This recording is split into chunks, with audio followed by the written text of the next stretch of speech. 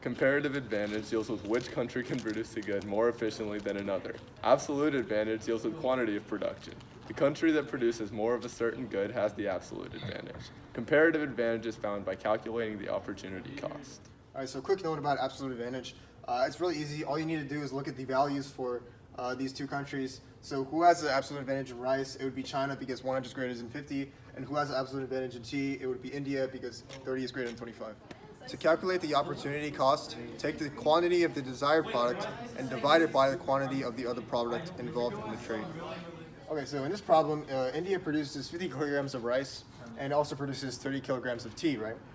So let's say we want to find the opportunity cost of rice.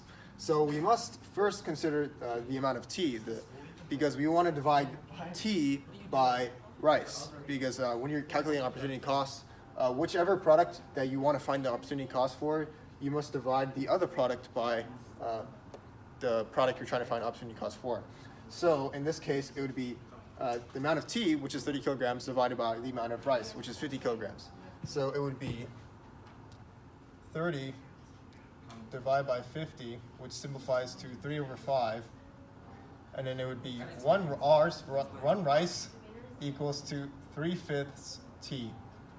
And then that would be your opportunity cost for rice. Okay, so make sure you also show all your work in the boxes and the margins, because if you don't, Ms. Wing will not hesitate to take points away from your quiz.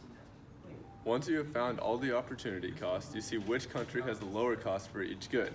So, since the opportunity cost for 1 kilogram of rice is 3/5 kilogram of tea in India and 1/4 kilogram tea in China, China has the comparative advantage in tea, since 1/4 is less than 3/5, meaning they have to give up less tea to gain 1 kilogram of rice compared to India.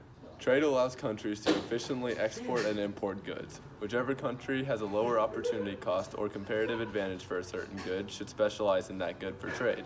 To find acceptable terms of trade, you have to find a number between the opportunity cost for each country. For this example, we will have to find a number between 1/4 and 3/5 to find terms that would benefit China for their rice production.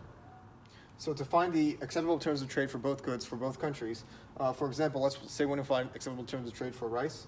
So one example is 1 kilogram of rice for 1/2 kilograms of tea. This doesn't have to be that specific, and it can be really 1 kilograms of rice for any kilograms of tea between 1/4 and 3/5, because that is both of these countries' comparative advantage values for rice, and it would apply the same thing for tea.